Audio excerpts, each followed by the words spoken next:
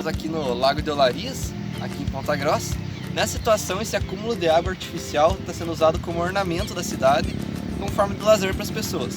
Mas muitas vezes, ao longo da história da humanidade, no passado remoto e até hoje, esse acúmulo de água já foi e é utilizado como irrigação, ou seja, para fornecer a demanda hídrica das águas, em situações de seca ou em situações que você quer suprir mais águas do que a chuva é capaz de suprir. Então, esse método, conhecido como irrigação, ele surgiu no Brasil, ele chegou em 1903, no Rio Grande do Sul, que foi usado em plantações de arroz irrigado. Em 1912, ele foi replicado também no Rio Grande do Sul, e a partir daí ele foi se dissipando por esse estado. A partir de 1950, foi criado o órgão CVSF, que tinha como objetivo trabalhar com a irrigação no Nordeste e que favoreceu produtores de algodão, de cebola. Devido ao grande sucesso desse programa, em pouco tempo ele foi ampliado. Em 1959 já tinha planos de ampliação para todo o estado do Nordeste. Em 1960, o Rio Grande do Sul já era responsável por 57% da irrigação nacional, estava no Rio Grande do Sul. Embora fosse a maior parte, já mostrava uma certa descentralização do Rio Grande do Sul, ou seja, outros estados estavam começando a usar a irrigação também. Nessa época, o São Paulo já obtinha 12% da irrigada nacional. A partir daí foram criados vários programas pelo governo, o Provárzea, o Prone, o Proceder. Em 1980 já estava clara a relação governo-produtor, no qual o governo é responsável por armazenar água em grandes represas, em fazer dutos para o transporte dessa água de irrigação, e o produtor era responsável por cuidar dessa água e manejá-la, da sua porteira para dentro. Ele decidia em qual cultura ia ser usado, como ia ser usado, qual sistema ia ser usado. E em 1979 foi criada a primeira lei que regia esse uso de água no Brasil. E a partir de 1997 foi entrada em vigor a Política Nacional de Recursos Hídricos, que ficou conhecida como Lei das Águas. Essa lei instituía e já pensava na preservação da água para as gerações futuras. Ou seja, ela tinha noção, nesse momento, o Brasil já tinha noção de que ele tinha que usar água de irrigação para plantações, tinha que usar nas cidades e também tinha que preservar para que sempre tenhamos água no Brasil. Em 1960, nós tínhamos 462 milhões de hectares, mil hectares irrigados no Brasil, valor que passou para 1 milhão em 1970, 3 milhões em 1990 e em 2015 o Brasil tinha 6,9 milhões de hectares irrigados. Boa parte disso era irrigação por superfície, que é a irrigação mais simples, digamos assim, que ela usa o solo para escorrer a água e ela depende da topografia do terreno. Ela manteve-se constante, ou praticamente constante, o seu uso de 2006 a 2015.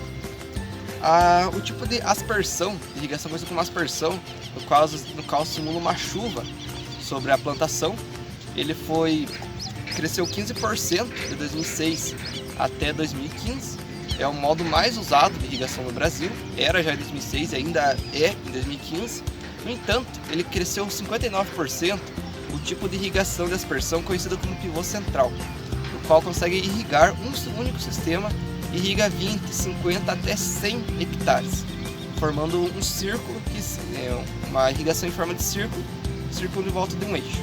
Esse tipo de irrigação sozinho cresceu 59% no Brasil de 2006 a 2015. Agora o meio que mais cresceu foi a irrigação localizada. Inicialmente utilizada apenas para experimentos, ela é usada hoje no gotejamento e na irrigação de subsuperfície, qual vai embaixo do solo. Esses dois tipos de irrigação, eles jogam a água diretamente nas raízes da planta.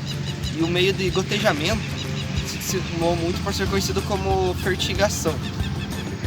A fertigação, ela é capaz de suprir água e fertilizantes líquidos para a planta, diretamente na raiz. Isso se dissipou muito, um sistema que veio de fora do Brasil, mas se dissipou rapidamente porque ajudou muito culturas como tomate, pepino, a cana-de-açúcar. Então, esse meio de 2005 a 2006 cresceu um total de 383% do Brasil, ou seja, aumentou muito. Falando da demanda hídrica do Brasil, o Brasil hoje tem uma demanda hídrica de irrigação de 965 metros cúbicos por segundo. Esse dado é de 2019. E a irrigação feita da maneira correta, ela é capaz de trazer mais umidade para o solo sem ocasionar a seca. Boa tarde a todos. Bom, então agora eu vou falar para vocês então um pouco da situação atual da agricultura irrigada no Paraná e no Brasil. Então, começando, a falar sobre a meta, imposta pela Organização das Nações Unidas para a Alimentação e Agricultura, a FAO, que seria de que nós teríamos que aumentar a produção de alimentos em cerca de 60%, porque existe uma previsão que até 2050 nós teremos um total de 9 bilhões de pessoas no mundo. Então, para alimentar todo esse pessoal, nós teríamos que aumentar nossa produção de alimento, melhorar, deixar mais eficiente, evitar perdas e tudo mais. Então seria melhorar as estratégias de produção, manejo, melhorar as estratégias também de agricultura de precisão, enfim, esse tipo de situação. E como já é sabido, as áreas que são irrigadas artificialmente, elas aumentam a produtividade significativamente, porque os fatores climáticos, quando são muito adversos e começam a variar muito, podem causar seca, déficit hídrico e etc. E isso compromete muito a produção da cultura que se está cultivando, certo? Então, para obter produtividades altas, nós necessitamos de uma boa regularidade na irrigação. Então, dito isto, falando então sobre o Brasil, primeiramente, o Brasil possui então uma área de 8.195.391 hectares de área irrigada, certo? Sendo que desse total, 35,43% é destinado à cana fertirrigada. O top 5 de estados do território nacional de maiores áreas irrigadas seriam São Paulo, Minas Gerais, Rio Grande do Sul, Goiás e Bahia. Falando então um pouco do Paraná, o Paraná ele tem uma boa quantidade de precipitação, porém na parte climática, então, envolvendo os fatores climáticos, ele no caso tem muita variação, então varia demais, ocorrendo períodos de veranicos e daí de repente pode vir períodos de bastante chuva, chuvas frequentes assim em seguida. Então essa variação assim pode ocasionar perdas assim. Então o melhor seria uma regularidade. Então para isso aqui no nosso estado é utilizado alguns métodos de irrigação.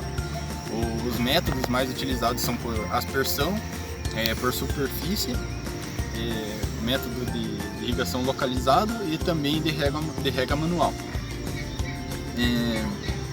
E a área total irrigada no nosso estado de 255.485 hectares. E, enfim, da minha parte seria isso e muito obrigado. Boa tarde a todos. Agora eu vou falar um pouco sobre as perspectivas futuras da irrigação no Brasil e no Paraná. Para estudar áreas com potencial para irrigação, são avaliados aspectos físicos do ambiente e aspectos econômicos, assim resultando em um direcionamento da evolução da irrigação na região. No Brasil, de modo geral, estima-se que o potencial efetivo irrigável é de 13,7 milhões de hectares, sendo que 45% concentra-se na região centro-oeste, 31% na região sul, 19% na região sudeste, 2% no norte e 2% no nordeste.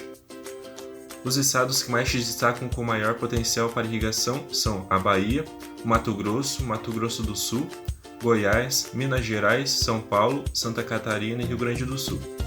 Isso se deve ao seu forte desenvolvimento em áreas irrigadas nos últimos anos. No Paraná, as áreas que se destacam com alto potencial de irrigação são as macro-regiões de Cascavel, Londrina, Guarapuava e Ponta Grossa, com cerca de 25.000 a 120.000 hectares adicionais de área irrigável total. Essas foram as referências utilizadas no trabalho. Obrigado a todos pela atenção.